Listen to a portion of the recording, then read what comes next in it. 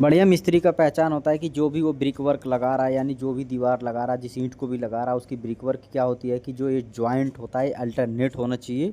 अगर ये joint alternate नहीं है तो दीवार का क्रैक होना बहुत ज़्यादा चांस हो जाता है कि वहीं से ही दीवार क्रैक मार जाता है। आप लोग देख सकते हैं कि जो भी जॉइंट है ये अल्टरनेट है, यानी कोई भी जॉइंट एक के एक ऊपर नहीं है। और यही सबसे बढ़िया कारीगर का मिस्त्री होता है, खास करके तो इस दीवार में, जिस दीवार में नीचे एक खरंजा ईंट आ रहा हो।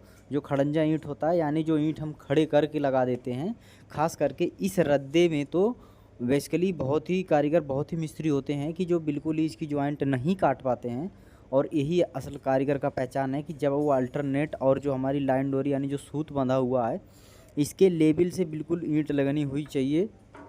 बिल्कुल ईंट अगर ऊपर नीचे हो रहा है तो वो कहीं ना कहीं कारीगर बढ़िया नहीं है, मिस्त्री अच्छा नहीं है, और दीवार में हमारे दिक्कत आ जाएगी, करेक आ जाएगी, ऊंचा नीचा हो जाएगा। ये बिल्कुल ही हमारी लाइन लेवल के हिसाब से दीवार नहीं चल रहा है। तो इसमें देखिए सबसे बड़ी खास अच्छी बात है कि ये मिस्त्री यानी ये बहुत बढ़िया मिस्त्री हैं कि ये इस रद्दे में भी जो खड़ंजा वाला ईंट है हमारा, उस रद्दे में भी ये बिल्कुल ही जॉइंट काट के चले हैं। दूसरे तरफ देखिए एक मिस्त्री और लगे हुए हैं, देखिए ये भी अल्टरनेट ही जॉइंट कर रहे हैं, अल्टरनेट ही ब्रिक वर्क लगा रहे हैं, यानी जो जॉइंट है उसे अल्टरनेट कर रहे हैं। और 10 इंच के में जो रेशियो होता है मसाला, वो दोस्तों 1:6 का यूज होता है। यानी आप एक बैग सीमेंट लगाते हैं तो 6 बैग उसमें डस्ट लगाते हैं।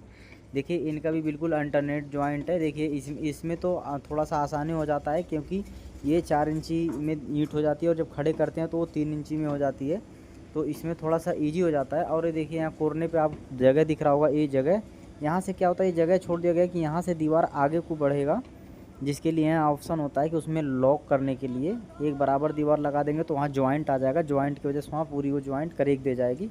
करेक देने के बाद वहाँ कई चीज़ें दिक्कतें आएगी, जैसे पानी अंदर आना और क्रैक हो जाने की वजह से हमेशा वहाँ जॉइंट दिखाई देना।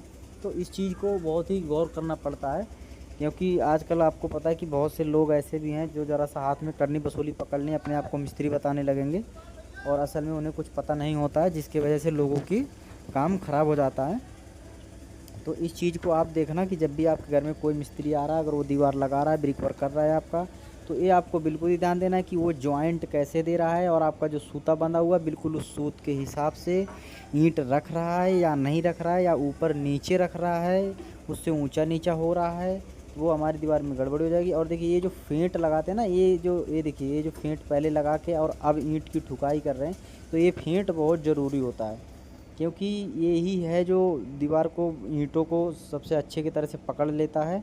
ये देखिए ये जैसे मसाला रखे हैं अभी मिस्त्री साहब, तो ये फेंट होता है, ये लगाना बहुत ज़रूरी होता है। बहुत मिस्त्री क्या करते हैं, इसे नहीं लगाते हैं और इसे यूं ही ऐसे ही बस ईंट रख देंगे, ऊपर से हल्का फुल्का ऐसे लगा देंगे, जो कि गलत बात है। देखिए इसमें हर चीज़ में आपको जॉइंट फिलिंग है, कहीं भी दीवार में आपको कोई दिक्कत नहीं दिखाई देगी। ये जो आपको जगह जगह कॉलम छूटा हुआ दिख रहा होगा, ये कॉलम छोड़ के ही दीवार लगाया गया है, क्योंकि इसमें रोड़ी भरी जाएगी, ये कास्टिंग होगी पूरी प्रॉपर तरीके से।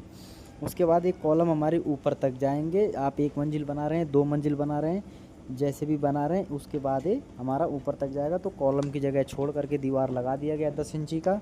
तो दोस्तों जो भी चीज़ आपको बता रहा हूँ, आप इस चीज़ को बिल्कुल ही गौर से ध्यान देना।